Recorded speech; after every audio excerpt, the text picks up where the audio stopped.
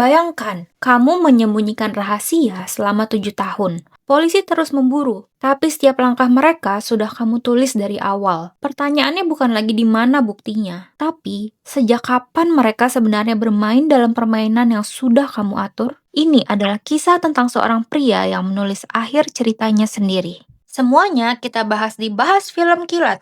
Dirsham 2, sequel yang bahkan lebih jenius dari film pertama. Kalau kalian belum nonton yang pertama, bisa klik link di atas, karena ini adalah kelanjutannya. Your attention, please. 7 tahun setelah berhasil menyembunyikan mayat Sam dan lolos dari polisi, kehidupan keluarga Vijay sekarang jauh lebih baik. Dia sekarang punya bioskop sendiri dan lagi memproduksi sebuah film. Tokonya masih jalan dan makin canggih, penuh CCTV di setiap sudut. Nandini, istrinya, sekarang punya teman baru bernama Jenny, tetangga yang beli sebagian tanah mereka. Anju, anak pertama mereka, masih menanggung trauma. Dia sering kejang-kejang kalau stres. Anu, si anak bungsu, sekarang sudah besar. Dan sementara keluarga Vijay mencoba melanjutkan hidup normal, di tempat lain, Mira, ibunya Sam yang juga mantan kepala polisi Goa, masih belum bisa move on. 7 tahun berlalu, tapi luka kehilangan anak tidak pernah sembuh. Tapi yang Vijay tidak tahu adalah, Mira tidak pernah berhenti bekerja. Dia masih terus berkoordinasi dengan kepolisian Goa. Dan sekarang, ada kepala polisi baru bernama Tarun. Tarun bahkan memanggil kembali Gaitonde. Kali ini, mereka punya rencana yang jauh lebih licik. Dan rencana itu dimulai dengan Jenny, tetangga yang selama ini jadi sahabat Nandini. Tapi tunggu dulu, siapa sebenarnya Jenny? Jenny dan suaminya Shiv adalah polisi penyamaran. 2 tahun yang lalu, ketika Vijay menjual sebagian tanahnya untuk modal produksi film, Mira lah yang membeli tanah tersebut. Lalu dia menempatkan Jenny dan Shiv di sana dengan satu misi, mengintai keluarga Vijay 24 jam 7 hari seminggu. Dan yang lebih mengerikan, mereka memasang alat penyadap di seluruh rumah Vijay. Setiap percakapan Jenny dan Nandini direkam. Tapi selama 2 tahun, mereka belum mendapat bukti apapun. Sampai suatu malam, kesalahan kecil terjadi. Jenny sedang ngobrol dengan Nandini seperti biasa. Jenny menyinggung kekhawatiran Nandini. Gimana kalau Anju nggak sengaja ngebocorin lokasi mayat? Mendengar itu, emosi Nandini langsung meledak. Dia hampir keceplosan membela. Anju tidak tahu apa-apa. Vijay memindahkan mayat itu 1 hari setelah kejadian tanpa sepengetahuan kami. Jackpot! Sekarang polisi punya 2 dari 3 informasi yang mereka cari.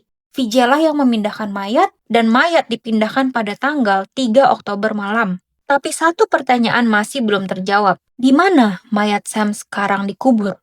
Tarun punya strategi, bertanya kepada orang-orang yang bekerja pada hari subuh. Pasti ada yang pernah melihat Vijay malam itu. Bahkan dia membuat pengumuman besar. Siapapun yang memberikan informasi penting akan mendapat hadiah Rp500.000. Dan umpan ini berhasil. Ada seorang tetangga yang ingat. Malam tanggal 3 Oktober, sekitar jam 4 sampai jam 4.30 pagi, dia pergi ke apotek. Dan di saat itulah dia lihat Vijay pulang mengendarai mobilnya. Dari sini, polisi mencurigai satu tempat di area tersebut, pemakaman Saint Michael. Tiba-tiba Jenny datang ke rumah Vijay dengan panik. Dia memberitahu bahwa polisi sedang berada di pemakaman Saint Michael karena ada rumor bahwa Vijay mengubur mayat itu di sana. Nandini langsung panik dan segera menelpon Vijay untuk segera pulang. Di dalam kamar, Vijay dan Nandini ngobrol. Dan tanpa mereka sadari, Jenny dan Shiv merekam setiap kata. Nandini bertanya dengan suara bergetar, jadi mayatnya tidak ada di Saint Michael? Vijay menjawab dengan tegas, aku sudah bilang kita tidak akan membahas ini. Jenny dan Shiv mendengarkan dengan harapan tinggi. Hampir aja, tapi nggak jadi. Mereka masih belum dapat lokasi persisnya. Polisi semakin frustasi, mereka butuh terobosan, dan terobosan itu datang dari arah paling tidak terduga. Namanya David, seorang mantan narapidana yang baru keluar dari penjara, dan saat ini dia sedang mencari pekerjaan untuk menghidupi keluarganya. Suatu hari di restoran depan kantor polisi, David mendengar bahwa pengumuman tentang hadiah Rp500.000 untuk informasi penting mengenai kasus Vijay pada tanggal 2 dan 3 Oktober. Dan tiba-tiba, ingatannya kembali pada sebuah malam 7 tahun yang lalu. Malam tanggal 3 Oktober, David sedang melarikan diri dari kejaran polisi. Dia bersembunyi di belakang kantor polisi yang saat itu masih dalam tahap pembangunan. Sekitar jam 3.30 pagi, dia melihat seseorang. Orang itu membawa sekop dan sedang menggali tanah. Dan orang itu adalah Vijay. David langsung menghubungi kepolisian. Tarun dan Mira langsung datang untuk mendengar kesaksiannya. Tapi dia meminta 2,5 juta rupiah sebagai gantinya. Mira yang sudah putus asa langsung menyetujui. David akhirnya membuka kartunya dengan kalimat yang membuat semua orang terdiam. Mayatnya dikubur tepat di bawah tempat kalian berdiri sekarang. Barulah polisi memahami maksud Vijay 7 tahun yang lalu ketika bilang mereka tidak akan pernah tahu di mana mayat itu berada.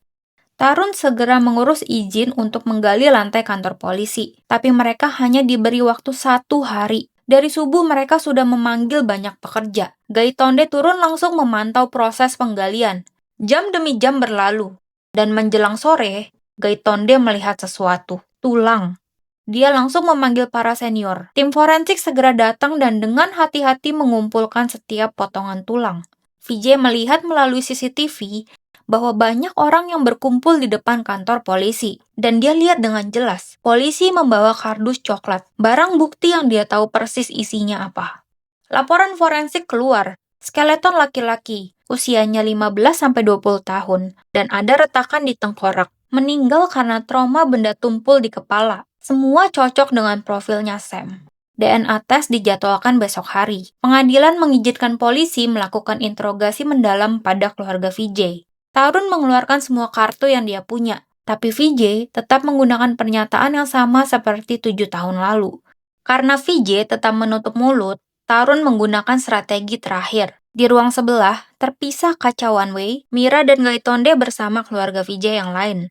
Dan penyiksaan pun dimulai. Anju ditampar keras, Nandini dijambak, dipukul di depan mata Vijay. Sampai akhirnya, Anju kejang-kejang. Vijay tidak tahan lagi. Dia berteriak pada Tarun, "Hentikan, saya akan memberitahu yang sebenarnya." Tarun langsung memerintahkan Gaitonde untuk berhenti. Akhirnya Vijay mulai memberikan pengakuan, tapi versinya adalah dia yang membunuh Sam sendirian. Dia mengatakan tanggal 2 Oktober, istri dan anak-anaknya tidak ada di rumah. Bahkan di ujung tanduk pun, Vijay masih melindungi keluarganya. Keesokan harinya, Vijay dibawa ke tempat persidangan. Tarun, Mira, dan suaminya menunggu dengan perasaan lega. Tapi ada seseorang yang terkejut melihat berita itu di TV, Murad Ali. Dan dengan segera dia datang ke kantor polisi untuk bicara dengan Tarun.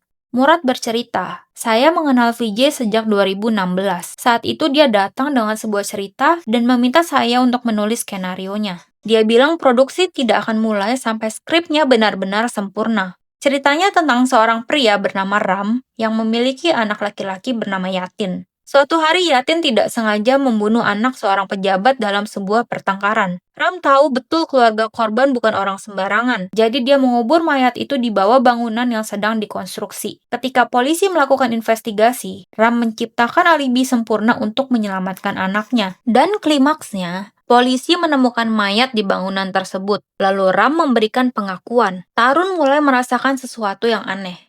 Murad melanjutkan dengan suara yang lebih serius. Vijay menginginkan semuanya logis dan diriset dengan sangat teliti. Dia bahkan meminta saya untuk mengecek ke teman-teman saya di kepolisian tentang prosedur forensik, timeline investigasi, dan semua detail teknis yang berhubungan dengan kasus pembunuhan.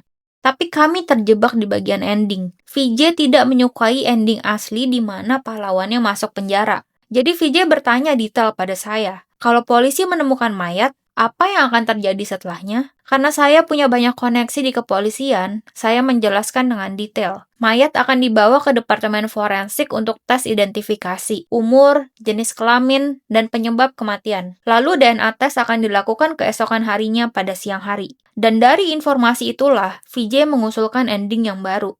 Tapi endingnya terlalu beresiko, jadi kami pikir untuk drop ide tersebut. Tapi ternyata Vijay tidak pernah benar-benar drop ide itu. Dia membiayai seluruh produksi dan mempublikasikan cerita ini menjadi sebuah novel yang dipublikasikan tahun lalu atas nama Murad Ali. Sementara itu di ruang pengadilan sidang sedang berlangsung dan rekaman pengakuan Vijay diputar. Tapi pengacara Vijay berdiri dengan tenang. Yang mulia, pengakuan klien saya ini dalam kondisi penyiksaan. Vijay membenarkan pernyataan pengacaranya. Lalu pengacara itu mengeluarkan novel Drishyam. Yang mulia, semua yang dilaporkan oleh polisi mengenai klien saya, semuanya persis seperti yang tertulis dalam novel ini. Dan tiba-tiba seorang petugas pengadilan datang membawa sebuah dokumen. Hakim menerima dokumen tersebut dan wajahnya berubah.